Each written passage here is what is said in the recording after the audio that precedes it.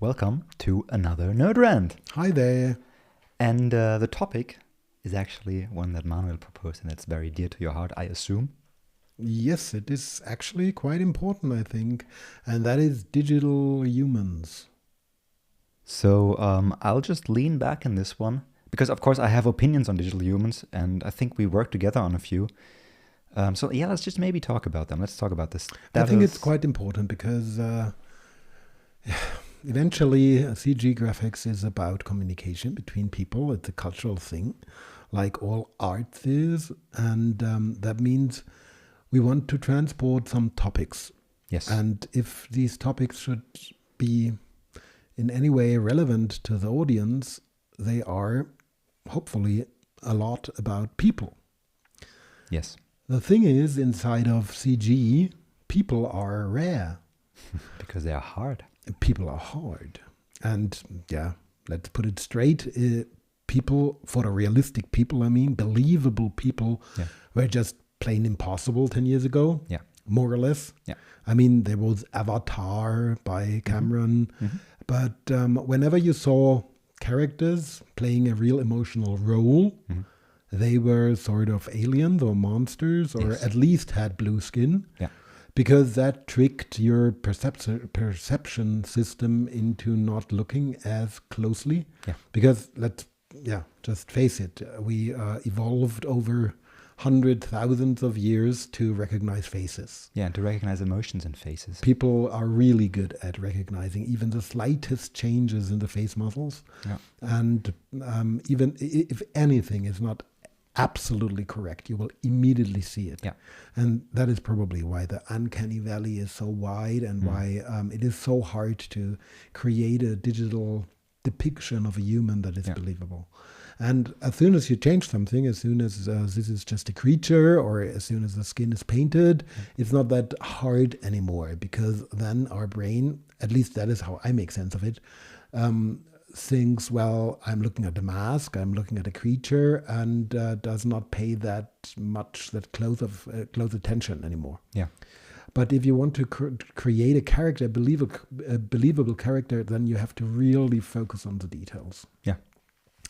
And the topic is important to me because I'm recently started teaching, and I'm teaching communication design. So it's about the message, and without people, it's really hard sometimes to get the message across, to get emotional images. And even in advertising, if I look at what 3D is doing, sometimes it feels a little sterile, a little lifeless, because people are missing. Yeah. Often. Yeah, but then again, people are really, really hard to pull off well. Exactly. I mean, technology came a long way. Now, today, we have believable skin shaders, for example. Yes. Which was a big problem back then, because evaluating subsurface scattering in a meaningful way is just very computational intensive. And then it's about the geometric details, very hard too, all the skin pores and everything. Yeah. Here we now have photogrammetry and 3D scanning. That helps a lot. Yeah. I mean, if I go to 1024, say, I think it's written like this. We can today just scan photorealistic characters with all the pores visible, with all the detail that we need. Sample scan, say, everybody knows this. Of course, all the details are there. And still, this is not a believable human without the right shader. That's correct. Yeah. And even if you have that, then you have a static human, and that might work. But animating this is a totally different story. Oh, yeah. And even in Hollywood, with motion capturing and the smartest of TDs and everything, I rarely saw something that really made me think, well, that is an actual human. That is somebody I can relate to. What were the best examples that you've seen so far? The best example that I can think of was Rachel from Blade Runner. Mm-hmm. Remember, inside of Blade Runner 2049, they had the problem that they wanted to recreate Rachel from the original film. Yeah. It's just she looks very different today. Yeah, of course, people age.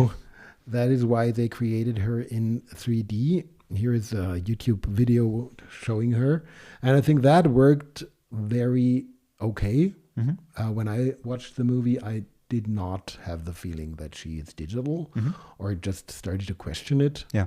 That worked, but it was just a ridiculous amount of work to create her. So that is one character in a very, very large Hollywood production. Yeah. But if we are talking about our 3D projects, Yeah. coming up with humans is pretty much impossible, right? Well, you need to cover lots of ground here from data acquisition. That means getting a 3D scan, either buying it or pulling it off yourself via some vendor that you hire or via doing it yourself, which kind of seems impossible.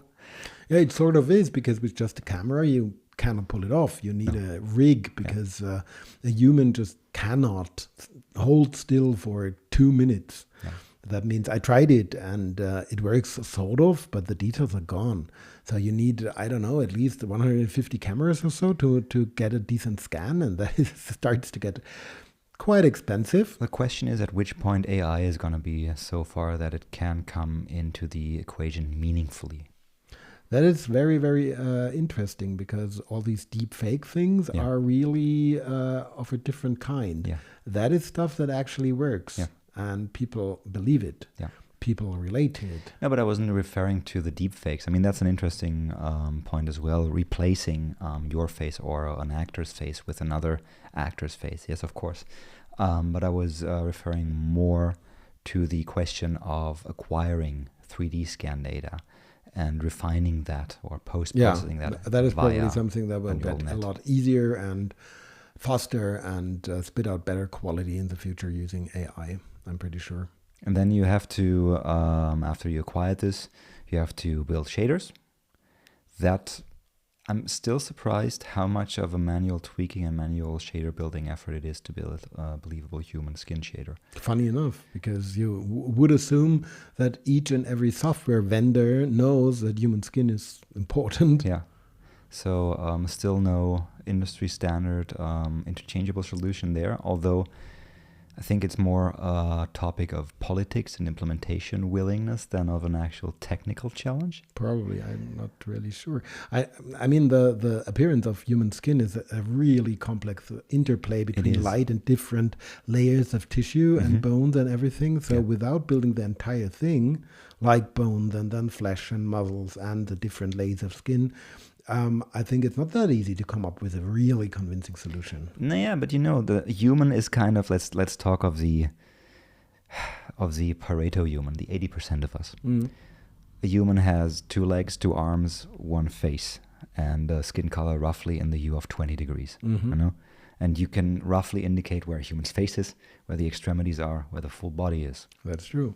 So you would assume that even with the help of a map, which part is which, extremities, face, body, yada yada, you would be able to roughly approximate your tissue layers in your face or on your arm. Yeah.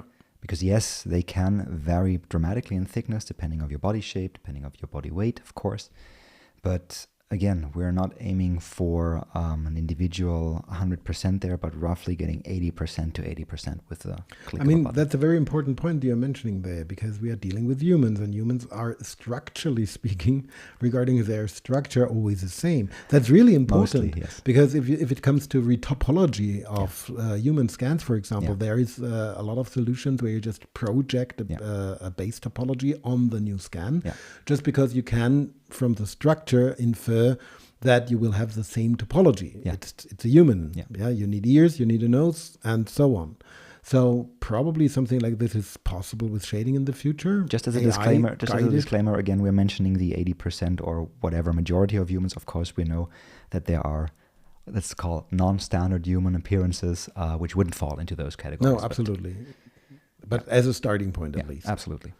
And I mean, if you look at Zebra Central, what I'm doing right now here, it is impressive what artists are pulling off right now. Absolutely. It is fantastic. Still, it's one thing to create a static sculpture or to have an animated character. But even with those, and we're seeing a wide variety here, even with those, when you compare like, I don't know, this comic, more stylized character with this more photoreal character, Also, those are a shape, an upper body, a torso, and a few arms. Yeah, that's true. So dialing in a skin shader shouldn't be as much effort as it still is today, I think. That's just my point. Yeah. Yeah, accepted. Let's wait for a better skin shader to evolve. But nevertheless, it does not stop with the skin shader. No, absolutely not. Everything with humans is hard. Even then grooming and simulating hair, and then all the interplay between the muscles and the tissue above the muscles. There are muscle systems, and Houdini, we have a muscle system.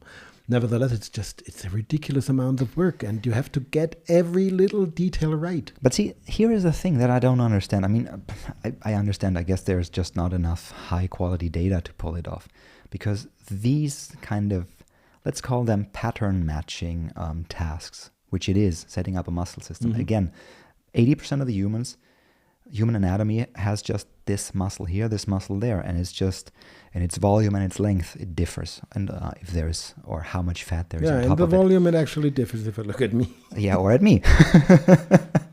So, again, this, in my opinion, should be solvable with some sort of data analysis. And I don't want to employ the buzzword of AI or neural net here, but there should be some sort of analysis that matches a muscle system to a given 3D scan T-pose or whatever pose. I'm pretty sure that we will see something like this in the future. I hope so. And the whole point of the entire topic is that I think that even with modern techniques and all the artist skill out there, it is just too cumbersome to create digital humans to see them in each and every production. That is right, especially in motion. Yeah, especially motion. And that means that a lot of pure 3D productions, CGI productions, are a little empty without the humans. Yes. So I think we have two options: waiting for creating humans getting a lot easier and yielding better results, to start putting them into our work. And until that happens, really, there is, of course, the good old method of just shooting the humans and composing them in. Absolutely. And I personally think for now that's the best solution. Yes, at this moment. Again, yeah. Winter of 2021. But nevertheless, if as soon as we have a solution for convincible humans, is it what happened then? I mean, we then have probably the problem that people stop believing in images anymore because all the humans are fake. They look convincing, but they are not. And it's a delicate topic. I mean, it's interesting. It starts with those virtual influencers that we already see. Again, mostly not in motion on Instagram and still frames, where you have those virtual models, virtual influencers. And I personally don't find them credible. I find them interesting as an art piece. Mm-hmm, mm-hmm. I definitely get less personal connection out of them than with a human, which I deem real. Yeah, that's true. But what if you cannot tell anymore? Well, if I can't tell anymore, difficult. It's gonna be interesting. If everyone's just gonna be paranoid about what they see. I mean, if this software that you are envisioning is actually there, if a talented 3D artist can pull off a digital human that is absolutely believable on its own, without that much effort, what does that mean for the audience? Because if 50% of all the humans you see in images and movies are just fake, will you just start to doubt everything?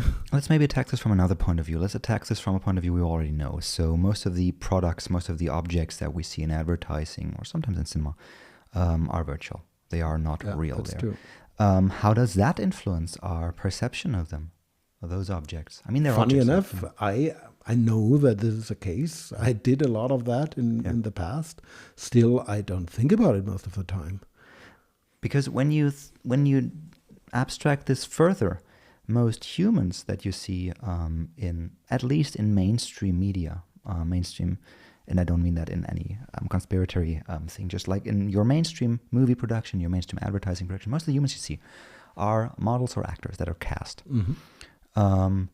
And just from our personal experience, when looking outside, looking at average people, they might not represent average people. And although they are real humans, the question is how close they are to the average person that you meet when you go outside. Very true. And the question is, do we have a disconnect there? Do we consciously think about that disconnect? What does it do with our brains? And how does it mess up our perception of reality sometimes? Mm-hmm. And I think, I cannot answer this, but we will have to deal with very similar questions when it comes to synthetic humans. Just dial to 11, I think. That's true. Chances are that that we will go and accept it. Yeah, chances are a majority just won't care. Yeah, probably, because it's happening right now. If you just cast people for an advertising job, say, the parameters, the properties of these actors are very, very detailed and defined. Yes. So you are looking for a human that fits exactly what you are needing for the job.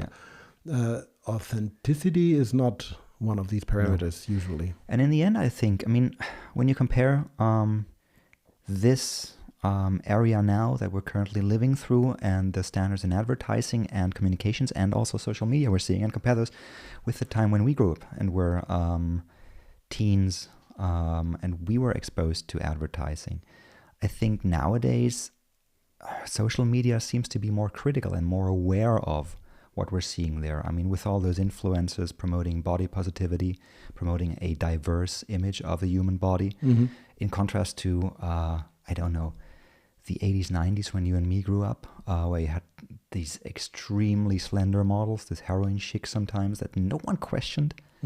Immediately after you had that whole low-fat and diet advertising stuff, which today I think would be viewed more critical. So it'll be interesting on the one hand, how the society as a whole and how the real non-virtual influencers deal with those synthetic kind of humans.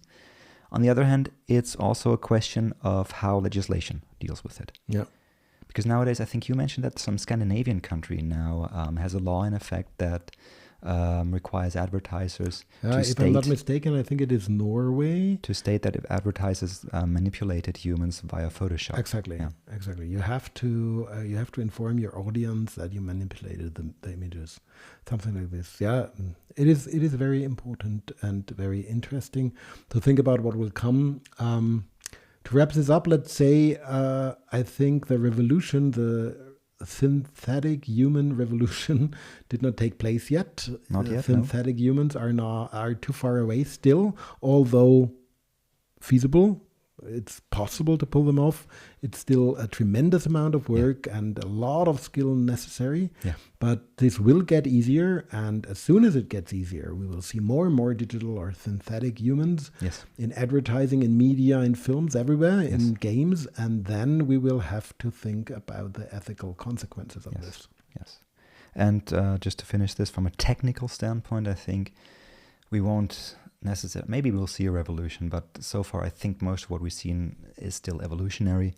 And I think the major jumps in evolution will happen in data analysis and data acquisition algorithms that will at some point enable people like you and me, or even like the casual user, to create photoreal, believable humans. Yeah, I agree. So with this thought about the future, let's just label it as such. Let's for now leave this discussion and see where we're heading with digital humans. We kind of sound down here because we are majorly discussing social implications here, which is important. On the other hand, let's also maybe close this on a higher note, and with the ability or available of virtual actors, just the storytelling would become so much more involved and so much more maybe refined. Think about it. I think so too, especially because in literature, you always had virtual humans. Yeah. But literature was able to make them very believable and relatable. Yeah, in your head. In your head. And everybody knew, of course, they are not existing. Yeah. But if I think about Vicomte de Valmont from Dangerous Liaisons, that was sending showers back my spine when I was watching this as a teenager, right? And maybe that the same thing happens with CG characters. So maybe the future is brighter than we think. I think with that, it's time for us to say the usual, which is cheers. And goodbye.